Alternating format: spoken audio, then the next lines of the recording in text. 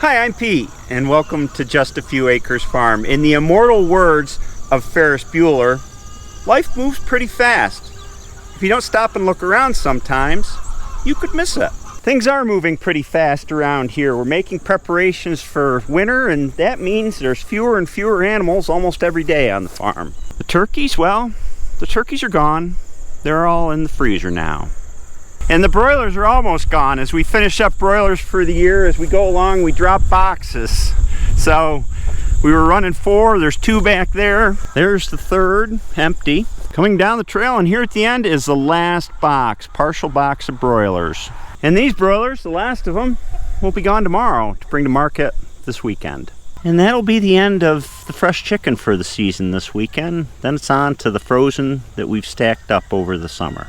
Hillary and I will breathe a big sigh of relief tomorrow now that broiler and turkeys are in the freezer or in the fridge for the year. And then after that, not in any hurry, but we'll be taking half of these laying hens and making them into stew hens and selling them over the winter. Probably late October we'll do that. This year it's the white leghorns and the Rhode Island Reds' turn to go into stew hens. Those stew hens will be joined in the freezer by the roosters out here that we affectionately call stews. There's 4 of them. And then the hens out in the field will move into the winter house here with the pullets that we've been growing out since the spring to form the laying flock for this winter and next summer. And starting probably next week, Hillary and I will be working away in here, cleaning out the bedding pack in preparation for the hens that are out on pasture to move back in. There's about 1 foot of litter in here that we'll take out and add to the compost pile. That's the last big physical job of the season. Where are you going?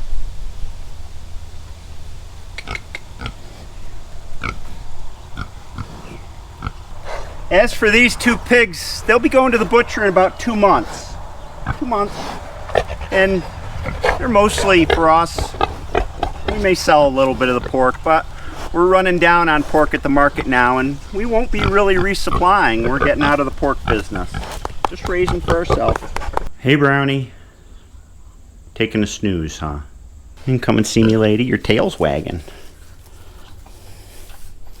And to be honest, I guess I couldn't be happier to get out of the pig business because the frustrations continue.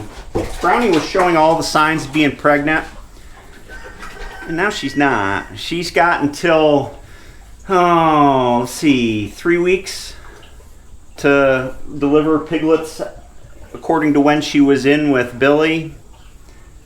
I'm just not seeing it. And Billy, well, he's still a happy guy. He's by himself in his bachelor quarters. Right, Bill? Hey, boss. You're making good use of your hay bomb. Bossy pig, is she pregnant?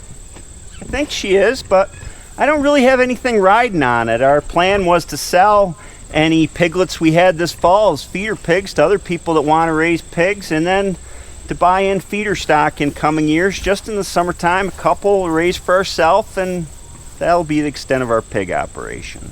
And as long as our sows and boar keep producing, we'll just keep them till they age out. Now, the question is Brownie aged out? She had 2 piglets in the last litter. She's not showing pregnancy now. These things are always tough decisions. Beef. We've got 1 more cull cow going to the butcher this year. All the steers and heifers for the year are gone.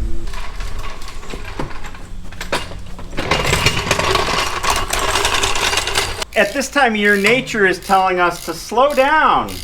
I'm changing, you need to change too, you're a part of me. It's telling us to hibernate, change our habits. I like to listen to that.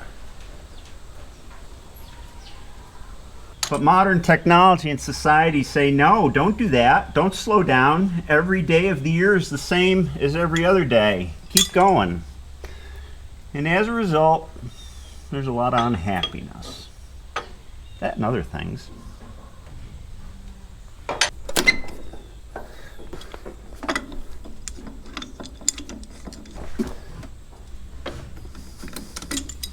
Being out of sync with nature's rhythms is a big deal, I think. It causes a lot of problems. Now the question is, are you going to come off as a unit or not? Oh, get on there. Oh, who put that on there? Boy, that guy was strong. Oh, I need different pliers. Ah, at least the pipe's coming out with the elbow. Nope. They're chopping corn down the road, and that's the racket you hear. Let's see what we got here. This is the belly pump on my H tractor, and this shaft here drives the pump. So we got to disconnect that to get the pump out. And that is just a matter of working these cotter pins out here, one-handed of course, to slide these collars back. Get out of there. I hope if I could hit it. I'm going to block the clutch down. Kind of like that. And that way from underneath here I should be able to turn this shaft to pull the cotter pins. Pull! The secret is to pull the pins without whacking yourself in the face with the pliers. Ask me how I know.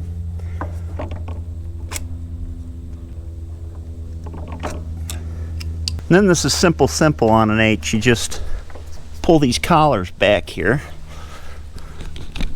Well, pull back. And then you can drop this whole thing out here. It's got tangs on it to engage with the drive up here.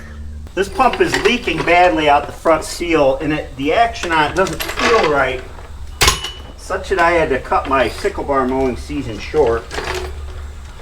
So I got to drop the pump and tear it apart. Let's see what's going on.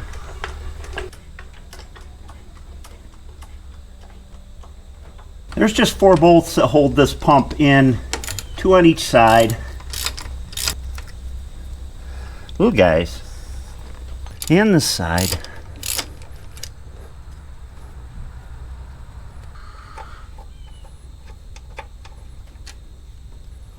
And then just hold the pump and lower it down with the jack.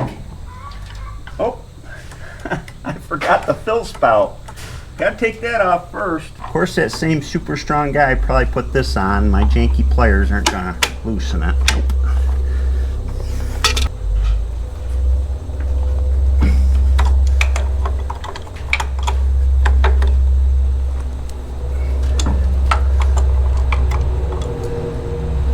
This fill should have a vent on it. That's one thing I'll fix.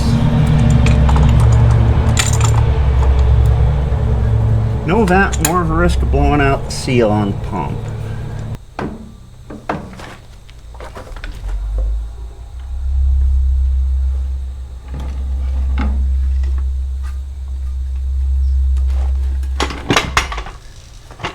You try not to spill too many gallons of oil.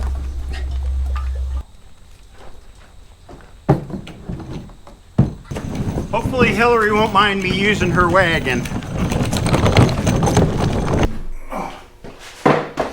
I could have drained the oil on this before I pulled it off the tractor, but that just would have been too easy.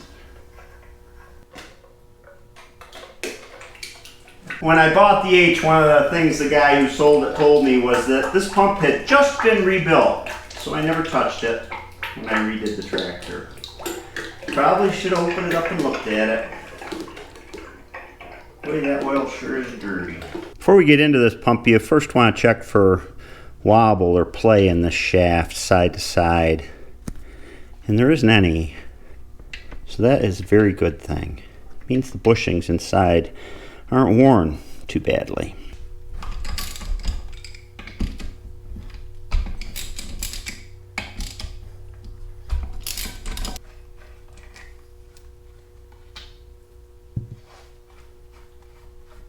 These pumps are unique to the Farmall. The reservoir is here and the pumping assembly is here and the control valve's right in here.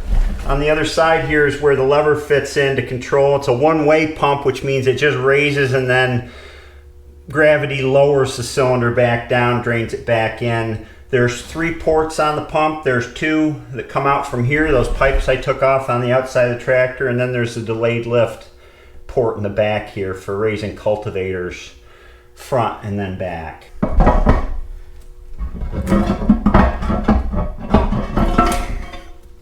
And this is the pump and control valve assembly. And there's the reservoir. What do we got going on here? Well, there's a gasket. We'll need a new one of those, or make one. And this is the trip mechanism here. You pull back the lever like that, it raises the pump. And then when you push forward to the lever, it dumps the pump. And this felt funny on when I was using it. Something is going on here. Yeah, that spring is part of the problem. I was dinking around with it, running it back and forth, and lo and behold, this end of the spring is busted. That could do it. Next, we'll take all this valve business off of here, these linkages. Yep.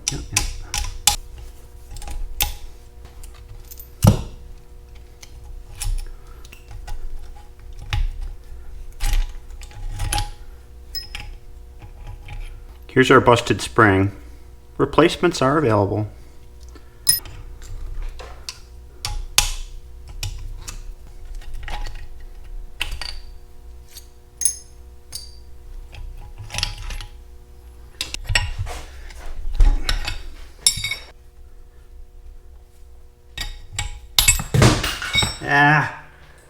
I forgot about that spring. It's this spring right here that holds the thing on the seat in here. Luckily I found everything. And the ball that goes in there.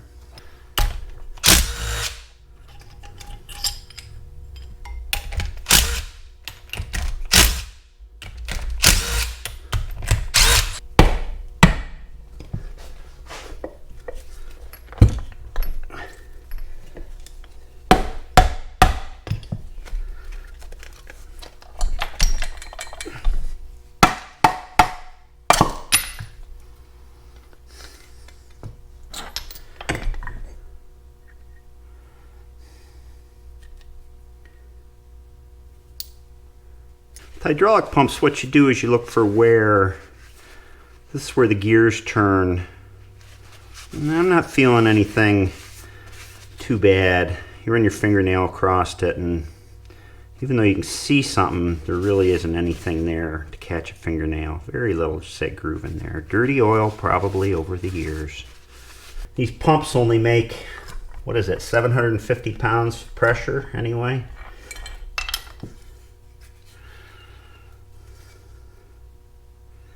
Dirty, dirty. Look at that. Wow. And these are the poppets, the valves that control flow here. And of course, these are the gears that build pressure. Whoops. You check the bushings on the shaft here and see you shouldn't have any play in those. And they are fine. On that one. Here's a drive, the shaft that I took out before I pulled the pump, and here is the drive gear.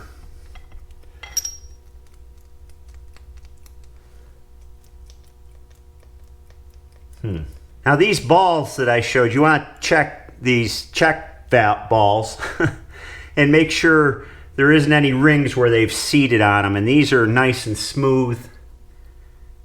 Here's the other one. I have a whole bag of these if they were worn from when I did the MD. And then you look at the seats. And the seats in here look really good. There's no work required there. Well, I forgot you're supposed to turn this drive off while the pump's still together. So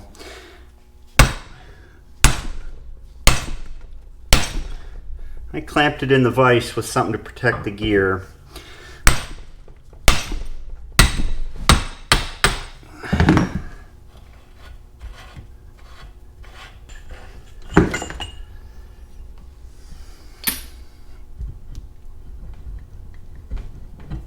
This bushing's got some bad scoring in it.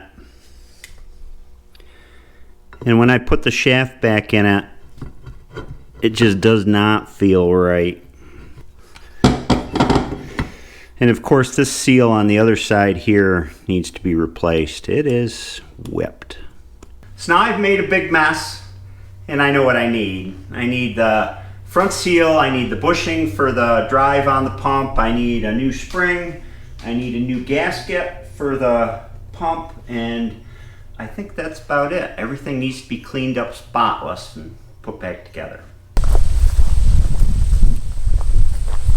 What has 5 toes and isn't your foot?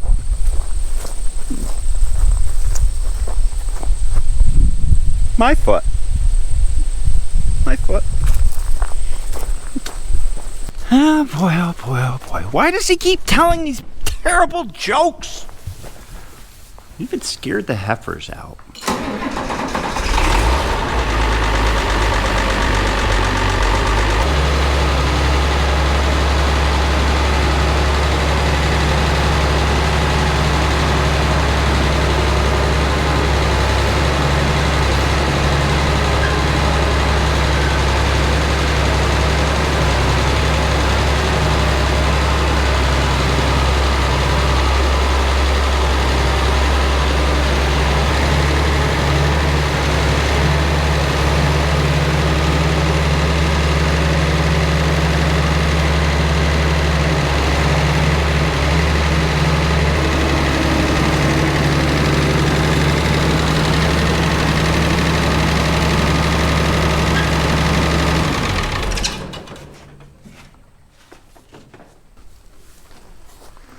You guys like that new hay? Yeah?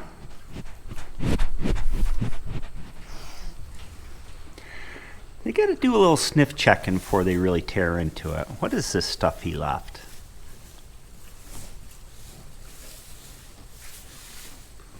That's it for my work day today. Aside from doing afternoon chores, it's a short day for Hillary and I because after butchering turkeys yesterday and the day before, we are whipped. Turkeys are heavy, and during butchering you have to lift them like this a bunch of times, and it makes you very sore the next day. And tomorrow we're back to butchering the remainder of the broilers. And then Hillary and I will be able to do the happy dance. And we'll just have the stew hens left after that. I enjoy this time of year. I enjoy the change of seasons. I enjoy following what nature kind of tells you to do, and I enjoy those aspects of farming about being out in the summer with the animals and making hay and the varied tasks in the summertime, and then falling inward a little bit in the winter. Getting to work on old equipment is one of my passions, and I could never imagine having a farm any other way than having the old equipment that I run. I just love it. Finally, I have a special bonus at the end of this video. I set up the cameras to watch the chickens go to bed, the laying hens, and I hope you find it interesting. I think it was fun. Have a great day, and I'll see you next time.